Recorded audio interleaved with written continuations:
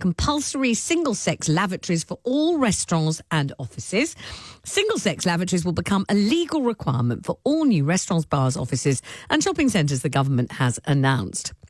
Building regulations will be changed later this year to make it compulsory to provide separate facilities for men and women after an increase in the use of gender-neutral lavatories. The law will apply to new non-residential buildings, but existing businesses could also be caught by the rules if they undergo major renovations. It's recently become popular for restaurants, bars and other commercial spaces to provide gender-neutral lavatories rather than different facilities for women and men.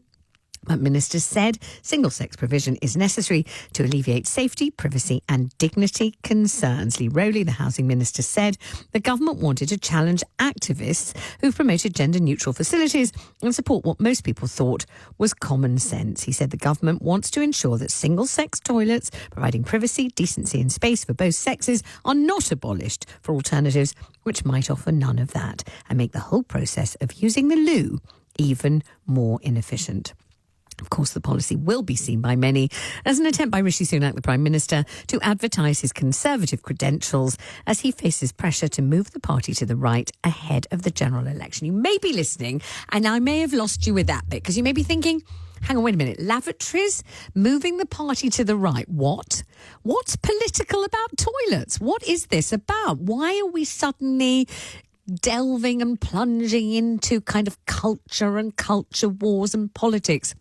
A lavatory is a lavatory, a loo is a loo. And what you really might be thinking is it would be a fine thing to actually see a loo I could use. Maybe the lack of public toilets and conveniences wherever you live or when you come to town or whatever you're doing going about your business, you can't go about your business. That's the whole problem, because there are no loos and no public loos. Councils are not obligated by law to provide them, so they don't. So there's nowhere to go. And maybe you're much more concerned about actually finding a loo than whether it's gender neutral or what the picture is on the door, or maybe not. Speaking to Matthew Wright on LBC this morning, Health Minister Muriel Caulfield insisted that this really is a serious issue for people and it's not just the government playing politics. This isn't about, particularly around the trans community. If you speak to women, it's also an issue around sharing space with men as well, because, if you're a young girl who's having problems with her periods, you want to be able to go into a space and sort yourself out without the fear of a young man or an older man coming in, being next door to you, for example. So I think, people do pick this out as a trans issue. It isn't. It's a woman's issue, and it's about having that space and privacy and dignity. And whether that's in hospital, if you're undergoing a procedure where you do need that space to maintain your dignity and privacy, or just simply being able to go to the toilet and knowing that you've got that kind of safe space around you. It's a woman's issue, most importantly for me. Well, joining us now to discuss this is Fiona McAnena, Director of Campaigns at Sex Matters. Hello, Fiona. Thank you so much for joining me this afternoon. I really appreciate it. Tell me why this is an important issue, whether it's been politicised, whether it's been kind of roped in by various different factions to be part of a culture war, or whether it's just a toilet. And, when you've got to go, you've got to go, and you want to go in a lavatory, and that's basically it. How important is the gender-neutral aspect of this? Well, I think we have to remember gender neutral doesn't mean that. It means mixed sex. And so both men and women find themselves losing the privacy and the peace of mind that we've all just taken for granted for a long time. But I think it is much more of an issue for women and girls than it is for men and boys. If you recall, Vanessa, there used to be this notion of the urinary leash, 100 years ago, when women didn't really have public toilets. Women could not go out and about. It's actually an important part of participating in public life. And to this day, there are international agencies like the World Health Organization and the United Nations who campaign for more women-only facilities, female provision, in developing countries, because they know how important it is. So it's not just about comfort, although that's important, and it's certainly not just about safety, although that's also important. It's about our full participation as human beings.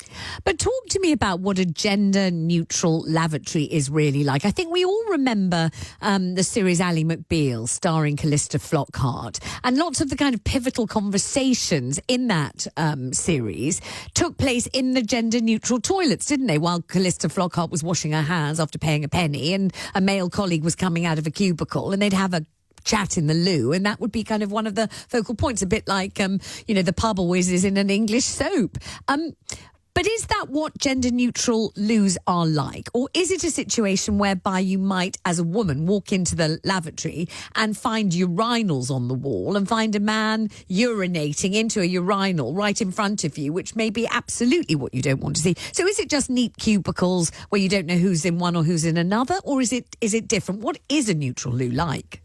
Well, it can be either of those things. So what tends to happen is that someone thinks it's very fashionable to relabel the ladies and maybe the men's as well as gender neutral. And so you can find yourself walking into a toilet and you're then in an enclosed space with the door shut behind you where you could be with strangers who could be male or female.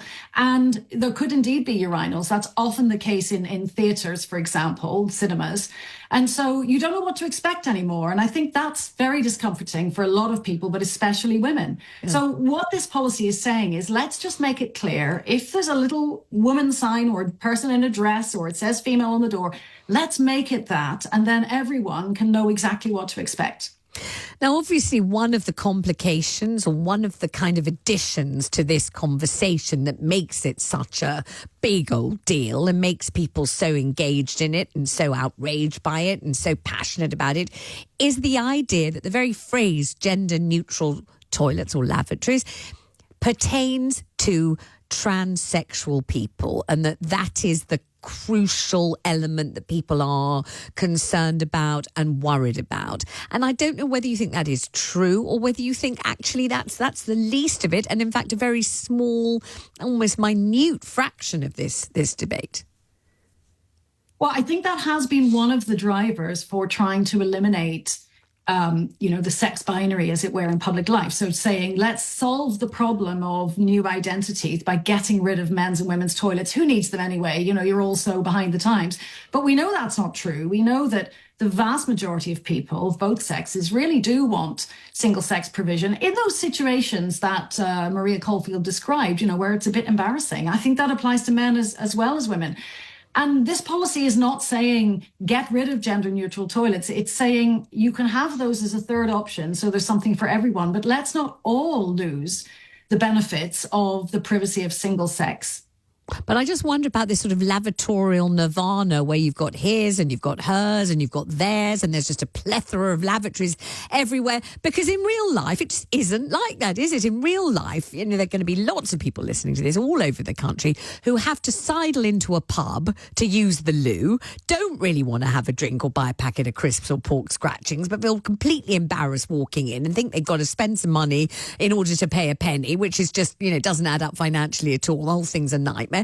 Or they have to go into a fast food restaurant, then they think they better buy some chips or kind of sneak out without buying them. Or it's Starbucks or one of the numerous coffee chains where, and in most of those instances, particularly the coffee shops, there's only one loo anyway. And half the time it's locked up anyhow. And you have to ask for the key and then you have to buy the coffee and then you're £4.50 down and all you've done is, a number one or a number two, which you don't really want to have to pay the price for doing. You know what I mean? So in real life, and I think that's the one I'm leading, there are hardly any loos anyway. You can't find any loos. The idea that one's gender neutral, one's something else, you've got pictures on the door, that's just a fantasy land. It's kind of a lavatorial nirvana that none of us lives in, isn't it?